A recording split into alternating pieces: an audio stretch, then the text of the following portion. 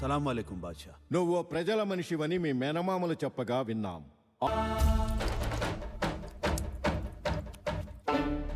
మీరు పంపిన నిధి అధికారుల చేతులు తడిపి సామాన్య ప్రజలను చేరేలోగా ఇలా అయిపోయింది.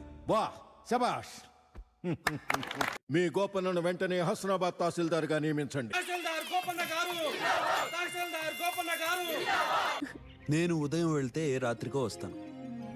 ఇంత లంకలో ఈ తహసీల్దారుని గారు ఏం చేస్తారో. శ్రీరాముని కోసం ఎదురు చూసే సీతమ్మల మీకోసం ఎదురు చూస్తూ ఉంటా.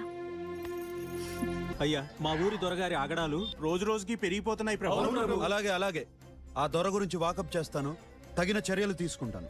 మీరు నిశ్చింతగా ఉండండి. పుల్ల మామిడికాయలు కాచేలా చేయొచ్చుగా. ఏ అన్ని కాలాల్లో పుల్ల మామిడిగా పుల్ల పుల్లగా తినాలనిపిస్తుందా?